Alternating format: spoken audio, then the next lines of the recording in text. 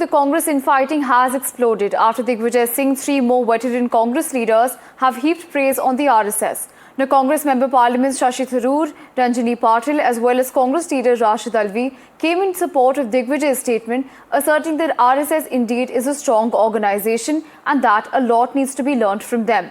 While the Congress politician's remarks come a day after veteran leader Digvijay lauded the RSS, he praised the organisational discipline of the RSS, saying that the Congress party should learn commitment from the RSS.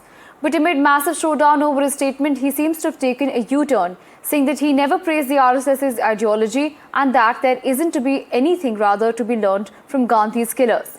While Digvijay is facing massive backlash from his own politicians, Congress leader in fact trained guns on him, saying that Congress party does not need to learn anything from the Godse organisation.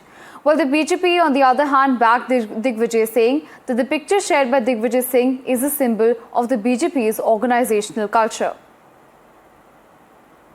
ये जब मुझे photo दिखी तो मैं प्रभावित हुआ उससे, और मैंने इस बात को कहा कि देखिए, एक फर्श पे बैठा आदमी जो कि अडवाणी जी के चरणों में बैठा हुआ है, केशव भाई पटेल के ओथ सेरेमनी में, वो मुख्यमंत्री बन जाता है, प्रधानमंत्री बन जाता है। ये संगठन की शक्ति है। Whatever I had to say, I have said already. And please understand one thing. For 50 years I've been in the Congress party, and I fought these communal forces wherever I was there, whether in assembly or parliament or in the organization. मेरा इन लोगों से बुनियादी विवाद है, विचारधारा का विरोध है, इसलिए मुझे इसमें कहीं कोई दिक्कत नहीं है। हाँ, मैं पूरी तरीके से इन विचारधारा के लोगों से लड़ता आया हूँ, लड़ता रहूंगा। हमारे तो 140 साल के इतिहास है, उसमें तो बहुत सारी चीजें सीख सकते हैं उससे ना, तो हम अपने आप से भी सीख सकते हैं। डिसिप्लिन तो बड़ी जरूरी है कोई भी पार्टी में, आप सोचिए। लेकिन देखिए उनके बारे में आप उनसे ही पूछिए। जी, मैं भी चाहता हूं कि हमारे संगठन जरा सा मजबूत हो, और हमारे संगठन के अंदर तो डिसिप्लिन होना ही चाहिए, तो लॉजिकल है।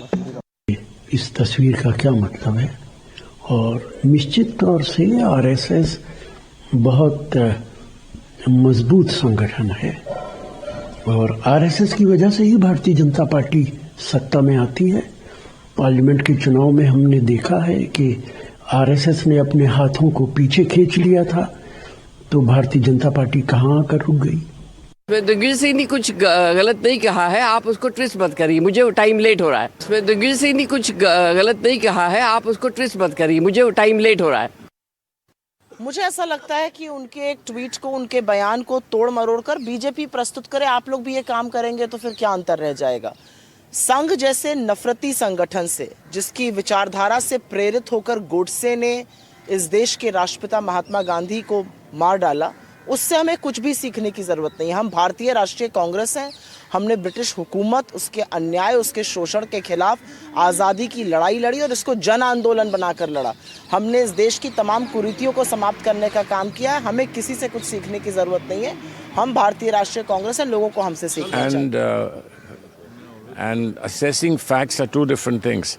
उन्होंने बहुत clearly कहा है, and I think we are all proud that amongst the few people who are consistent public opponents of the BJP, of the RSS ideology, includes Mr.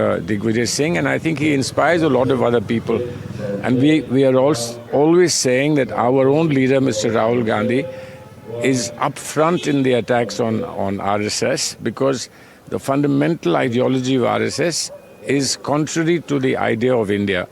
And in this campaign, Mr. Digvijay Singh is completely with our leadership. And do you agree that it is a strong organization?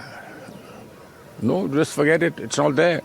It's strong. It's strong if it's doing what it is doing, and we are getting concerned about what it is doing. Congress party should learn from it. No, that we should also start oppressing people. No.